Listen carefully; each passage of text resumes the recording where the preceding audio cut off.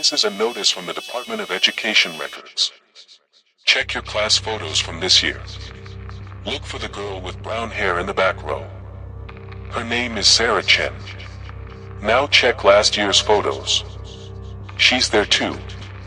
Check 2019, 2015, 2010, 2005, 1998, 1993, same face, same age, same brown hair, same position in every single photo.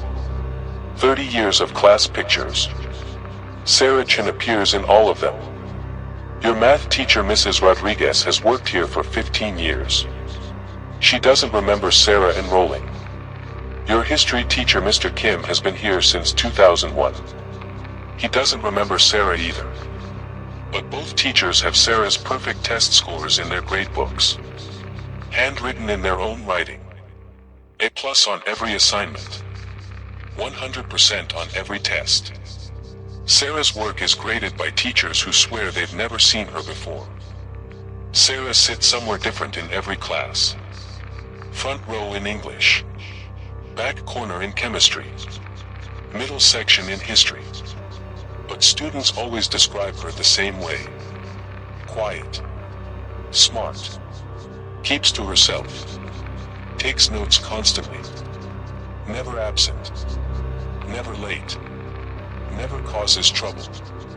Ask any student about Sarah and they'll give you the same description. But none of them can remember actually talking to her. The yearbook committee can't find Sarah's senior portrait. They've looked through every photo session from the past 4 years. Sarah isn't in any of them. But she appears in dozens of candid shots throughout each yearbook. Sitting in the cafeteria. Walking down hallways. Standing near lockers. The camera captures her everywhere except during official portrait sessions.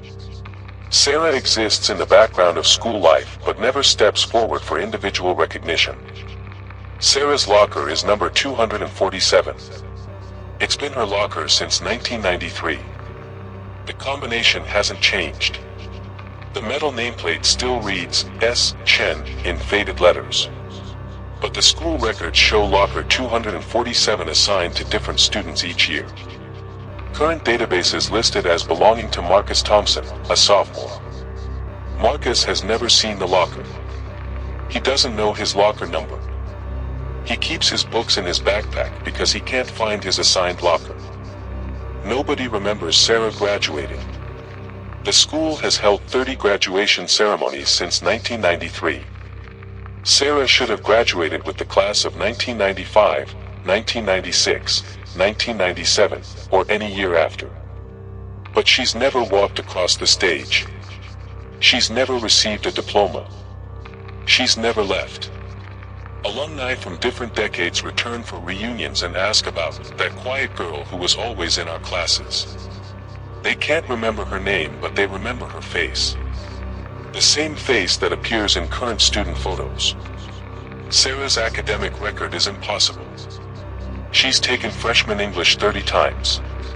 She's completed geometry in 1994, 1998, 2003, 2007, 2011, 2016, and 2023.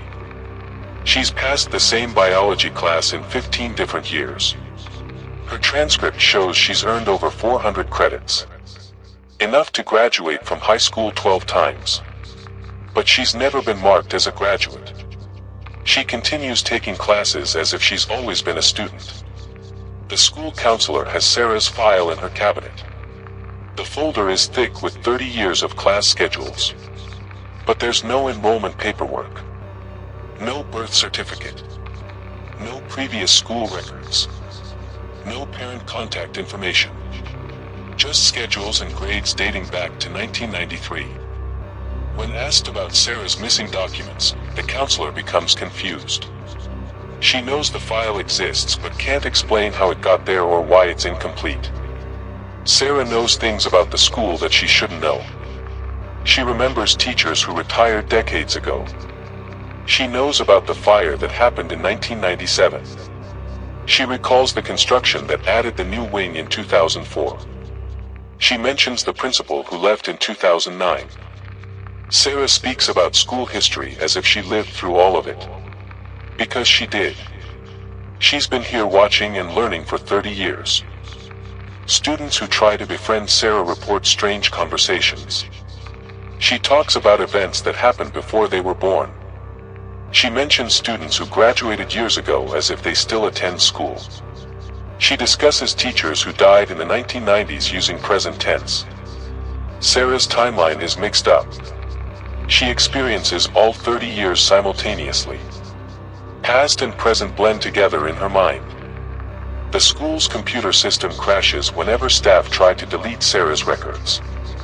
Her name appears on class rosters even after being manually removed. Her grades reappear in teacher gradebooks overnight. Her schedule regenerates automatically each semester. The system treats Sarah as a permanent fixture. Like the building itself. Something that can't be removed or modified. Sarah's influence grows stronger each year. More students report seeing her in impossible places. She's in the cafeteria and library at the same time.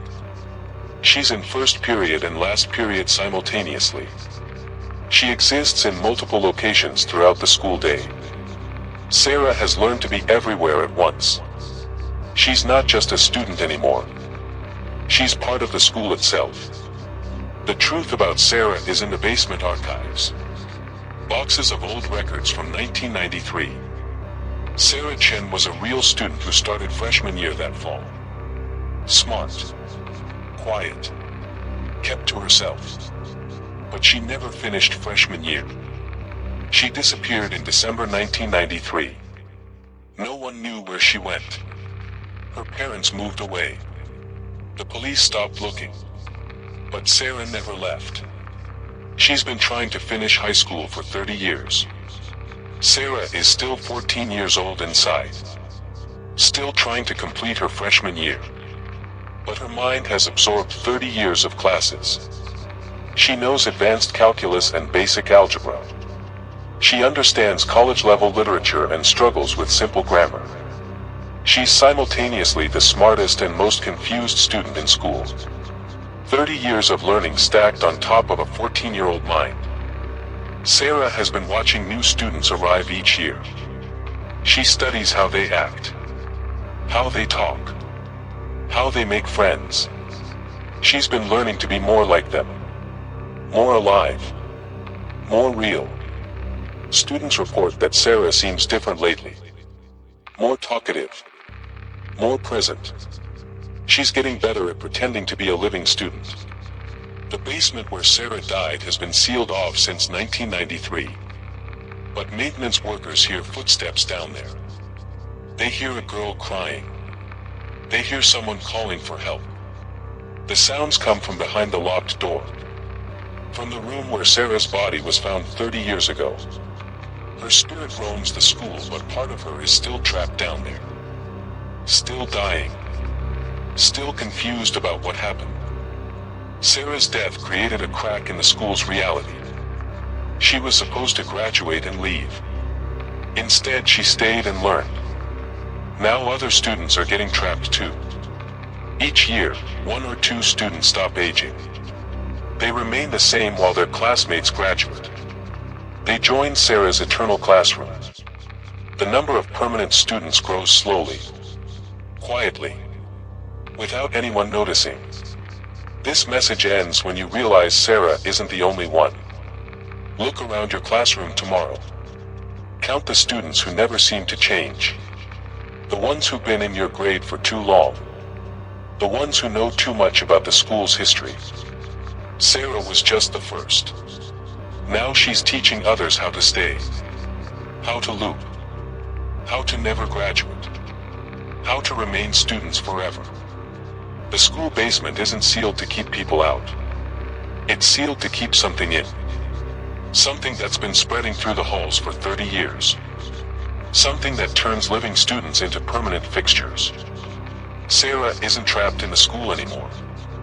The school is trapped in Sarah's endless freshman year. And she's not alone down there.